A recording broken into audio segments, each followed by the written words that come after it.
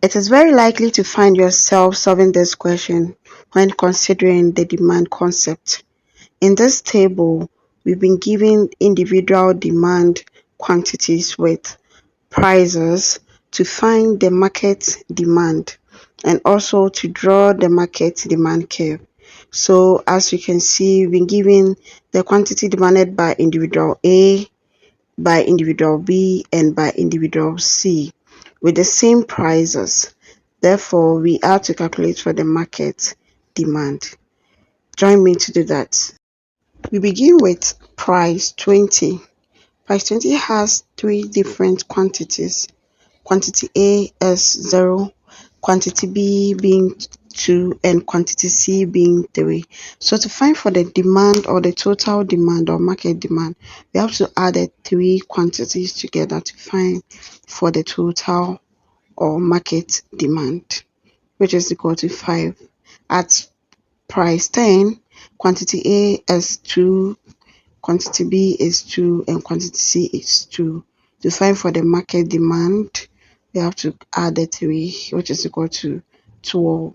Also at price 15, quantity A is equal to 1, quantity B is equal to 2, and quantity C is equal to 5.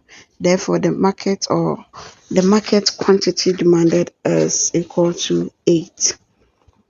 At price 5, quantity A is equal to 3, quantity B is equal to 3, and quantity C also equal to 10.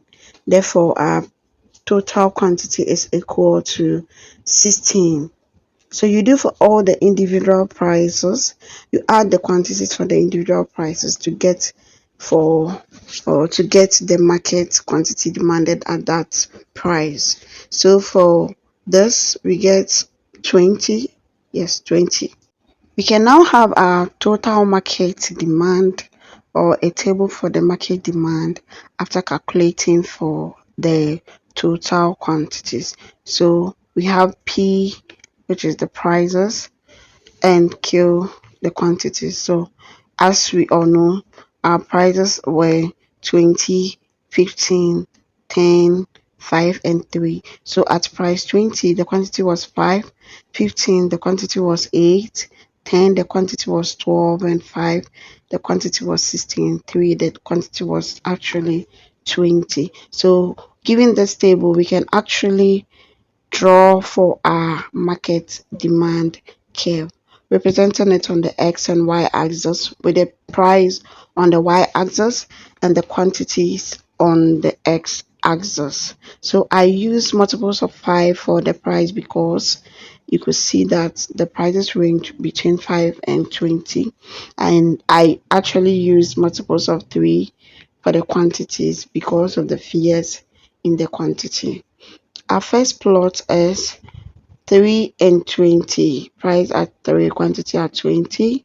We go ahead with 5 and 16. My bad, a mistake over there. Please ignore this point.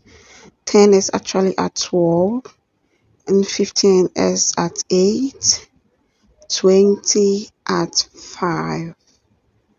Yes, please ignore the other point. It was a mistake. Yes, so we join the point with a straight line, and please remember that this is actually not drawn to scale. Finally, we obtain the negative slope as usual for all demand curve. So this is basically how to calculate for the market demand curve when given a table. Don't forget to share, like, and comment. Subscribe for more videos like this. Bye.